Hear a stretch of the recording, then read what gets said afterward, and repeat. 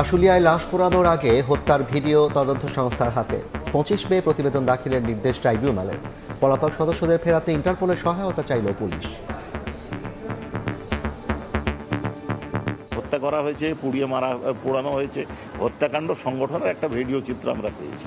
এটা আমরা এখন যাচাই বাছাই করছি। দেশে যারা থাকেন তাদেরকে তো আমরা গ্রেফতারের চেষ্টা করি, বাইরে আছেন পলাতক, তাদের বেলায় আমাদের ইন্টারপোলকে রিকোয়েস্ট করতে পারি যে তারা আমাদের এখানকার অপরাধমূলক কর্মকাণ্ডে জড়িত তাদেরকে আমরা ফেরত দেওয়ার জন্য।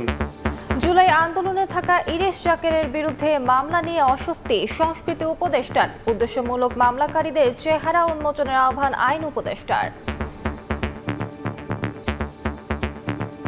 জুলাইয়ের আন্দোলনে উনি জড়িত ছিলেন, ফলে এটা ডিপলি ট্রাবলিং অ্যান্ড ডিপলি ডিস্টার্বিং। মামলা করেছে একজন লোক, এটা রাষ্ট্রপক্ষের মামলা না। হীন উদ্দেশ্যে, শত্রুতামূলক উদ্দেশ্যে যদি তারা এই ধরনের মামলাগুলো করে থাকেন, আপনাদের কাছে আমাদের অনুরোধ, আপনারা তাদের ভূমিকাও এক্সপোজ করেন। দেখছিলেন প্রধান শিরোনাম। সন্ধ্যার সময় সঙ্গে আছি আমি জাফর সাদিক এবং আমি আলিশা ইসলাম। এবার অন্যান্য শীর্ষ সংবাদ। ভোটের অধিকার ফেরাতেই 16 বছরের লড়াই, কাউকে ক্ষমতায় রাখতে হয়নি জুলাই আন্দোলন। মন্তব্য আমির খসরুর। ডিসেম্বরের মধ্যে নির্বাচন চায় বিএনপির সঙ্গে থাকা 50 দল।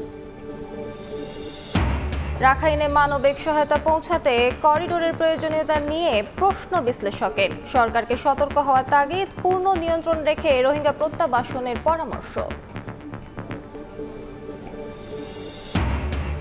মধ্যরাতে শুরু হচ্ছে হজ যাত্রা। প্রথম ফ্লাইটে যাচ্ছেন 419 জন। আশকোনা ক্যাম্পে আসছেন মুসল্লিরা।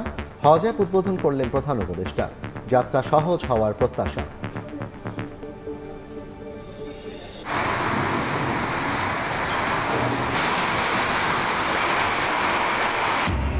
যশোর 180 কিলোমিটার বেগে কালবৈশাখীর আঘাত, লন্ডভন্ড গাছপালা, ফসল ক্ষতিগ্রস্ত ঘরবাড়ি। ফরিদপুরে শিলাবৃষ্টি, বজ্রপাতে 2 শিশুসহ 7 জেলায় 12 জনের মৃত্যু।